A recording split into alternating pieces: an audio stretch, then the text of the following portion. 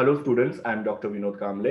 इस वीडियो में हम लोग देखने वाले हैं what are the merits of joint stock company. मतलब कि ये बिजनेस अगर हम लोग करते हैं तो उसके क्या एडवांटेजेस है या उसके क्या बेनिफिट्स है ना। यहाँ पे मोस्ट ऑफ द पॉइंट्स आपको ऐसे दिखाई देंगे जो सोल ट्रेडिंग में या पार्टनरशिप में डिसएडवांटेज में थे।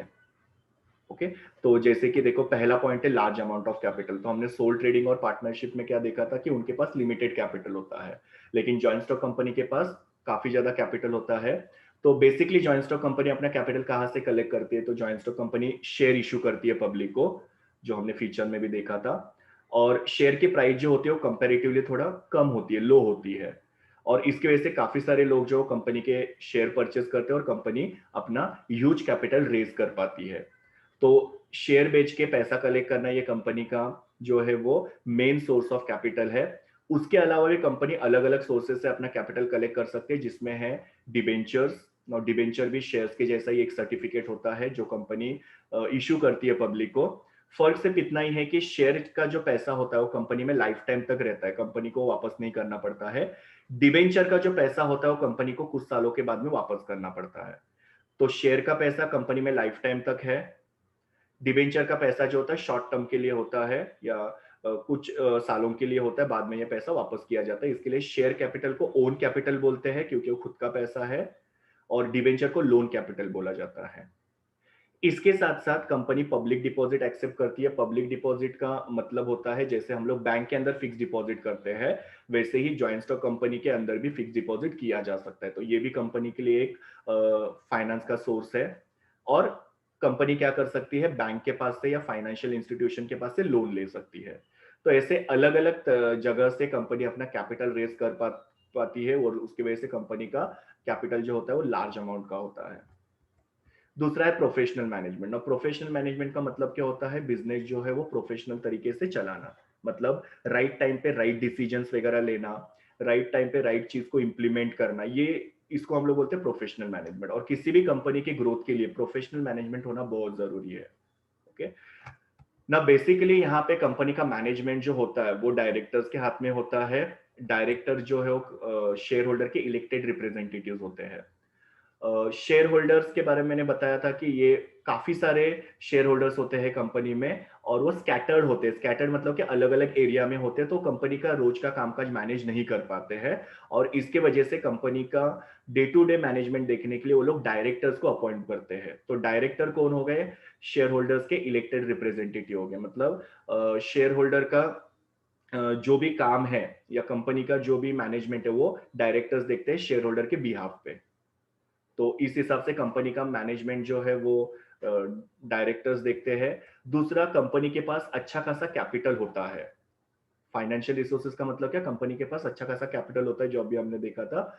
और इसकी वजह से कंपनी क्या कर पाती है? हाईली क्वालिफाइड प्रोफेशनल्स को अपॉइंट कर पाती है bye paying them attractive salary.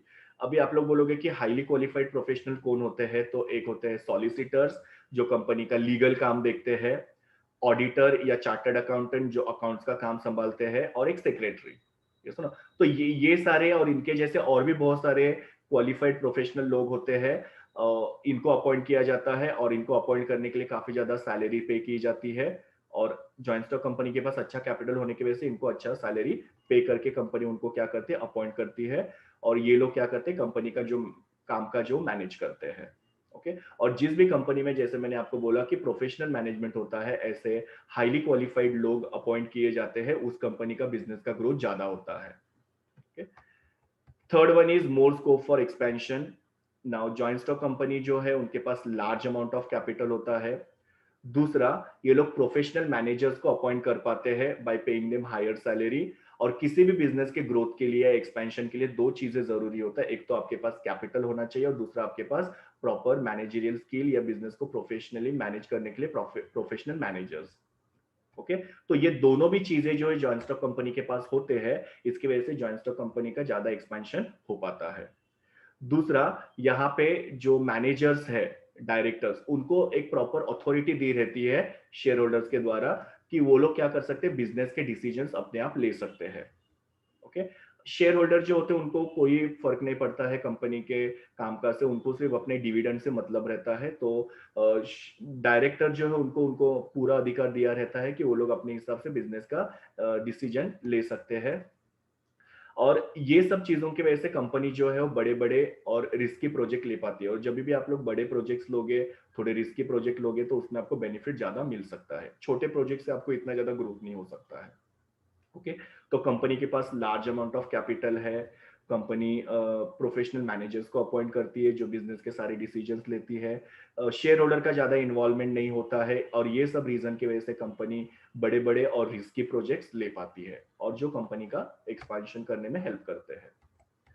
Next है relief in taxation. Relief in taxation का मतलब क्या होता है? इनको कम टैक्स जो होता है वो चार्ज किया जा सकता है। इसका रीजन ये है कि जॉइंट स्टॉक कंपनी जो है इकोनॉमिक डेवलपमेंट में हेल्प कर रही है। इकोनॉमिक डेवलपमेंट में मतलब क्या कि जितनी जॉइंट स्टॉक कंपनीज बढ़ेगी उतना ज्यादा बाइंग एंड सेलिंग बढ़ेगा।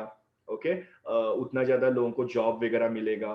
तो कहीं ना कहीं पे ये जो जॉइंट स्टॉक कंपनी वो इकोनॉमी या आर्थिक विकास में हम लोग कंट्री को हेल्प कर रही है। अगर सपोज कोई भी joint stock company backward area में, बैकवर्ड एरिया का मतलब क्या होता है? जैसे हरियाणा हो गया, या पहले यूपी बिहार वगैरह हुआ करता था, इनका ज्यादा डेवलपमेंट नहीं था। पर धीरे धीरे क्या होने लग गया है कि यहाँ पे जॉइंट स्टॉक कंपनीज ओपन होने लग गया और वो एरियाज का डेवलपमेंट होने लगा है। ओके, तो इस तरीके से इकोनॉमिकली बैकवर्ड रीजन्स को डेवलप करने में जॉइंट स्टॉक कंपनी हेल्प करती है। इसकी वजह से गवर्नमेंट इनको एग्जेम्पशन और कंसेशन वगैरह प्रोवाइड करता है। अभी कैसे ये लोग डेवलपमेंट करते हैं? सपोज कोई एक बैकवर्ड एरिया है, वहां पे आपने आपका जॉइंट स्टॉक कंपनी ओपन किया, तो धीरे धीरे आप लोग देखोगे कि वहां पे रोड कंस्ट्रक्शन का काम हो जाएगा, वहां पे electricity, water supply, okay, telecommunication, banks, insurance, ये सब वहां पे धीरे धीरे आने लग जाएगा और वो एरिया का पूरा डेवलपमेंट हो जाएगा। तो इस हिसाब से joint stock company economic development में हेल्प करती है। स्पेशली बैकवर्ड एरियाज में जब जॉइंट स्टॉक कंपनी के ब्रांचेस सेटअप किए जाते हैं तो वहां का भी डेवलपमेंट होता है, and that is why the government provide them relief in the taxation.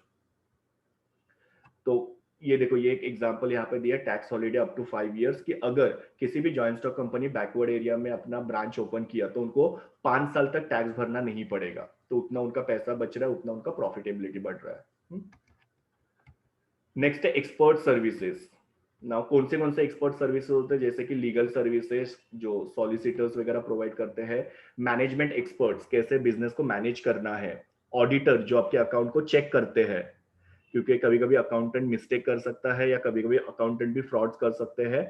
तो ऑडिटर को अपॉइंट किया जाता है जो आपके पूरे अकाउंट को चेक करते हैं कि भाई सही अकाउंट है कि नहीं। अगर उनको कहीं पे भी कुछ लूपहोल लगता है, कहीं पे भी कुछ डिस्क्रिपेंसी लगती है, तो वो लोग फिर क्या करते हैं, वो रिपोर्ट के अंदर लिख के लेते हैं, देते हैं कि ये कंपनी का जो अकाउंट है वो सस्पिशियस है। तो ऑडिटर्स वगैरह यहाँ पे अपॉइंट किए जाते हैं। और ये सारे जो एक्सपर्ट लोग हैं इनको अपॉइंट करने की वजह से कंपनी का परफॉर्मेंस जो होता है इंप्रूव होता है। तो जितने एक्सपर्ट लोग आप लोग अपॉइंट करोगे बिजनेस को मैनेज करने के लिए, उतना आपके बिजनेस का परफॉर्मेंस जो ग्रो होगा, उतना आपका प्रॉफिटेबिलिटी बढ़ेगा। तो ये भी पॉसिबल होता है जॉइंट स्टॉक कंपनी को, बिकॉज वो लोग अच्छा खासा सैलरी इनको पे करके अपॉइंट कर सकते हैं। नेक्स्ट है परपेचुअल सक्सेशन, है जिसको लॉन्ग लाइफ बोलते हैं। जॉइंट स्टॉक कंपनी का अपना खुद का एक लीगल स्टेटस होता है। ओके, और इनका जो लीगल स्टेटस या कंपनी का जो एग्जिस्टेंस होता है वो किसी भी मेंबर के ऊपर डिपेंड नहीं होता है। किसी भी मेंबर की अगर डेथ हो जाती है, या वो इंसेन हो जाता है, या इंसॉल्वेंट हो जाता है, या रिटायर्ड हो जाता है, तो उसकी वजह से कंपनी का एग्जिस्टेंस अफेक्ट होता नहीं है। क्योंकि कंपनी में बहुत सारे शेयर होल्डर्स होते हैं। ओके, और बहुत सारे शेयर होल्डर होने की वजह से किसी एक शेयर होल्डर को अगर कुछ होता है तो कंपनी बंद होती नहीं है। इसके लिए इसको परपेचुअल सक्सेशन बोला जाता है या लॉन्ग लाइफ बोला जाता है। ओके, तो joint stock company long life enjoy करती है। Then limited liability. Limited liability किसकी होती है? शेयर होल्डर्स की, up to unpaid value of the share. Unpaid value of share का मतलब क्या होता है कि आपने 10 रुपए का शेयर परचेस किया था, उसमें से आपने 7 रुपए पे किए हैं, अभी आपकी लायबिलिटी सिर्फ कितनी है? 3 रुपए। उसके अलावा कंपनी जो है वो उसके लायबिलिटी के लिए शेयर होल्डर अपनी कोई भी पर्सनल प्रॉपर्टी वगैरह बेचेगी नहीं। जैसे कि कंपनी के ऊपर कोई कितना भी कर्जा होने दो, मेरी लायबिलिटी सिर्फ कितनी है? शेयर का 10 रुपया भरना। मैंने 10 रुपए शेयर का भर दिया तो मेरी लायबिलिटी ओवर, मुझे पर्सनल प्रॉपर्टी में से कुछ भी लाने की जरूरत नहीं पड़ेगी यहाँ पे। ओके, सो यहाँ पे लायबिलिटी जो होती है शेयर होल्डर की लिमिटेड होती है up to unpaid value of share. उनको सिर्फ अनपेड वैल्यू अगर कोई होगी तो वो पे करना है, and they can go aside.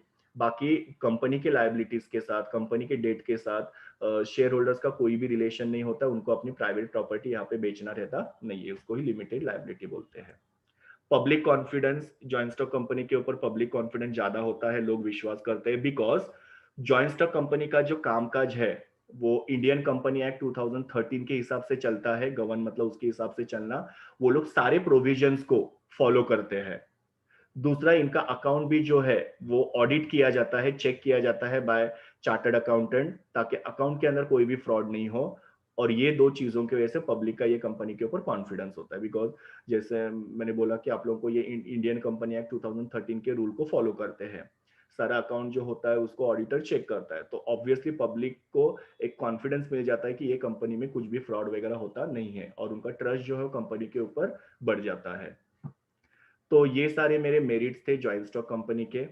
ये मेरे यूआरएल है जहां से मैंने इमेजेस लिए हैं।